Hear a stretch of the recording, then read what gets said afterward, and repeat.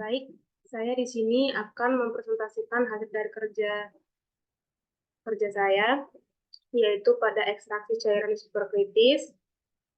Saya sendiri adalah Winda Manurung dengan NIM 1C022047 dari kelas R001.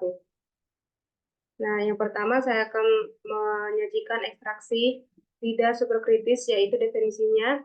Ekstraksi fluida superkritis atau SFE adalah ekstraksi menggunakan fluida superkritis sebagai pelarut untuk memisahkan komponen-komponen dalam suatu cairan atau padatan, yang biasanya dioperasikan secara kontinu dan efektif untuk mengekstraksi komponen tanaman.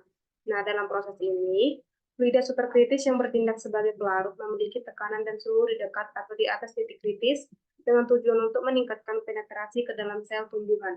Proses ini dimulai dari CO2 dalam bentuk uap yang akan diberikan tekanan hingga menjadi cairan sebelum menjadi fluida superkritis sehingga ekstraksi dapat terjadi. Selanjutnya yaitu sifat fluida superkritis. Fisik dari fluida superkritis berada di antara karakteristik gas dan liquid. Secara umum, densitas dari fluida superkritis mendekati liquid, sedangkan viskositasnya mendekati fase gas. Difusivitas fluida superkritis, fase gas. Difusivitas fluida superkritis berada di antara gas dan liquid. Konduktivitas termal dari fluida ini cukup tinggi mendekati titik kritis. Nah, di sini saya menyajikan diagram area superkritis yang dimana ada menunjukkan titik dari titik kritis yang dimana menunjukkan bahwa ada temperatur dan tekanan yang sangat tinggi. Fase cair dan gas menjadi tidak dapat dibedakan atau yang dikenal sebagai fluida superkritis. Kemudian selanjutnya adalah proses ekstraksi. Di sini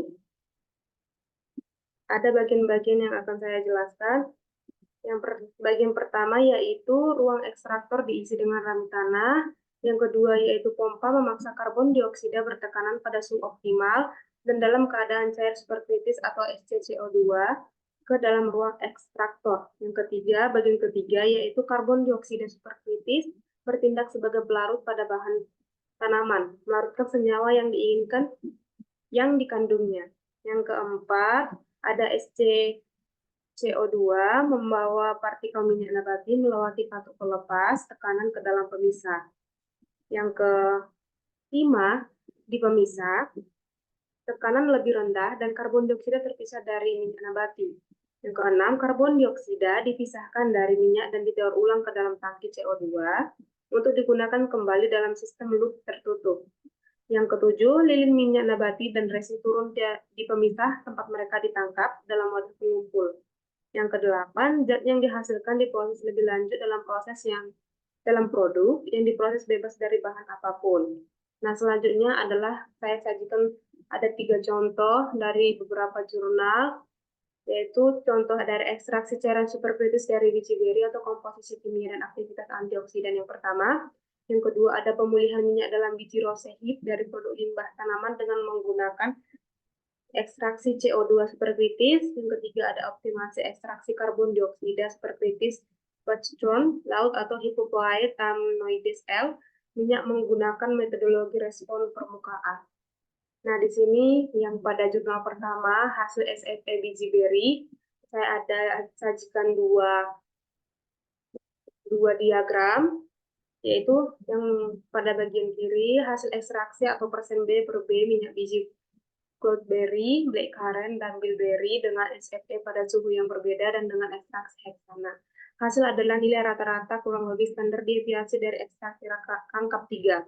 Nah, yang kedua, pada bagian kanan nilai EC50 dari minyak biji Goldberry, Blackcurrant, dan Bilberry yang diekstraksi dengan SFE pada suhu yang berbeda dan dengan ekstraksi heksana. Hasil adalah nilai rata-rata kurang lebih standar deviasi dari 3 kali pengulangan.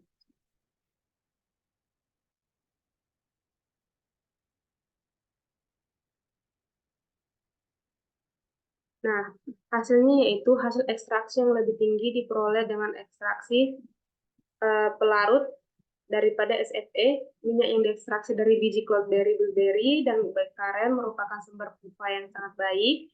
Yang kedua, minyak yang diekstraksi dengan ekstraksi pelarut memiliki kandungan karotenoid yang lebih baik daripada SFE, dan kandungan SFE menunjukkan kandungan vitamin E yang lebih tinggi, dan aktivitas antioksidan yang lebih baik untuk minyak biji kismis hitam dan bilberry.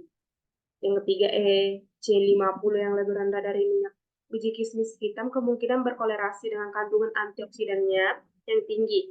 Minyak biji kismis hitam memiliki kandungan aktivitas antioksidan seperti yang terlihat dari nilai EC50 yang rendah dan juga konsentrasi vitamin E dan karotenoid yang tinggi.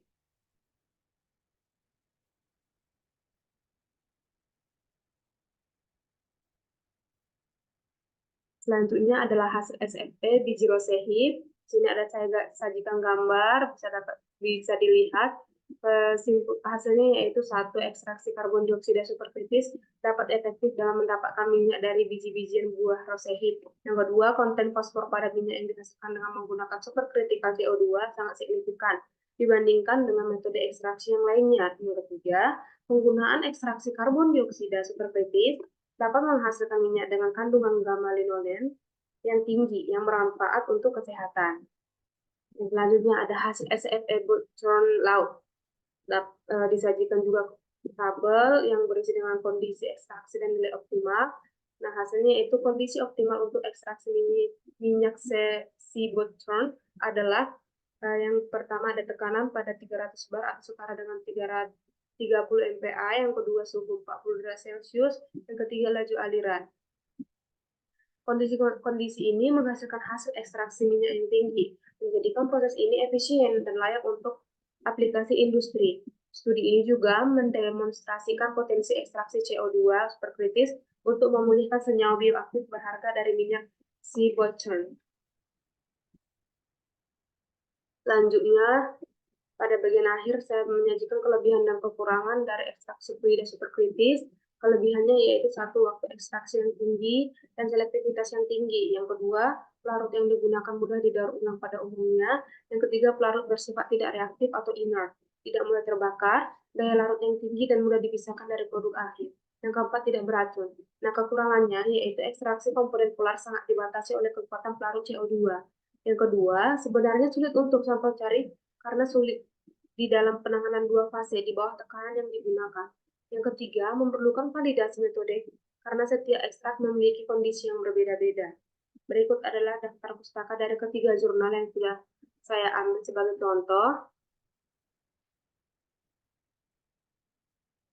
Akhir kata, saya ucapkan terima kasih.